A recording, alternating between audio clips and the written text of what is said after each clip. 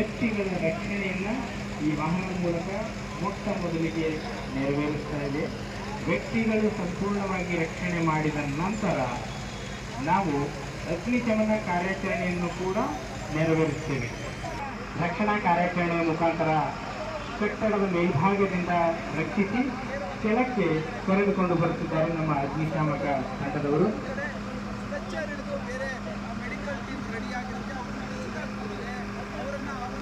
ಸುಮಾರು 6 ಅಂದರೆ 400 kg ತೂಕ ಹೊಂದಿರುವಂತಹ ವ್ಯಕ್ತಿಗಳನ್ನು, ಅಷ್ಟೇ ಸಾಮರ್ಥ್ಯದ ವ್ಯಕ್ತಿಗಳನ್ನು ನಾವು ರಕ್ಷಣೆ ಮಾಡಿಕೊಂಡು ಕೆಳಗೆ ಕರೆತರುವಂತಹ ಕೆಲಸ ಇದೀಗ ಆಗ್ತದೆ.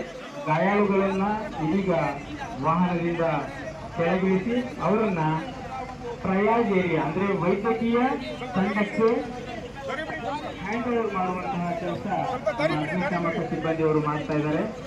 ಇದರಲ್ಲಿ 2 hand method, 4 hand method, 5 hand lift, 3 hand rescue method, ವಿವಿಧ ರೀತಿಯ ರಕ್ಷಣಾ ಏರಿಯಲ್ ಲ್ಯಾಡರ್ ಪ್ಲಾಟ್ಫಾರ್ಮ್ ವಾಹನವು 54 ಮೀಟರ್ ಎತ್ತರಕ್ಕೆ ಹೋಗುವ ಸಾಮರ್ಥ್ಯ ಹೊಂದಿದ್ದು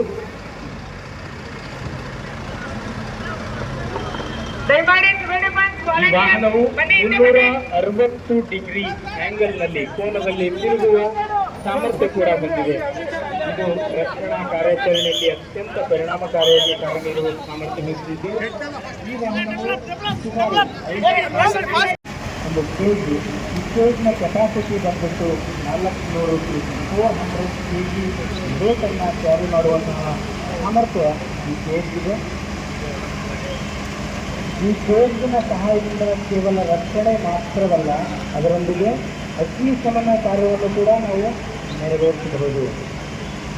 ಈ ವಾಹನಕ್ಕೆ ಅತಿ ಸೂಕ್ಷ್ಮವಾದ ಸಂವೇದನಾಶೀಲವಾದ ಉಪಕರಣಗಳನ್ನು ಅಳವಡಿಸಿದ್ದು ಯಾವುದೇ ತುರ್ತು ಸಂದರ್ಭದಲ್ಲಿ ಈ ವಾಹನವು ತಟಸ್ಥಗೊಳ್ಳುವುದಿಲ್ಲ. ತಟಸ್ಥಗೊಳ್ಳುವ ಸಮಯ ಅಥವಾ ಸಂದರ್ಭ ಒದಗಿ ಬಂದಲ್ಲಿ ಈ ವಾಹನವು ಆಲ್ಟರ್ನೇಟರ್ ಎತ್ತರಕ್ಕೆ ಹೋಗಿ ಅಲ್ಲಿ ಕುಳಿತಿರುವಂತಹ ಗಾಯಾಳುಗಳನ್ನು ರಕ್ಷಣೆ ಮಾಡುವ ಕಾರ್ಯಾಚರಣೆಗೆ ಅತಿ ಸೂಕ್ತವಾದ ವಾಹನ ಏರಿಯಲ್ ಲ್ಯಾಡರ್ ಪ್ಲಾಟ್ಫಾರ್ಮ್. ಈ ವಾಹನ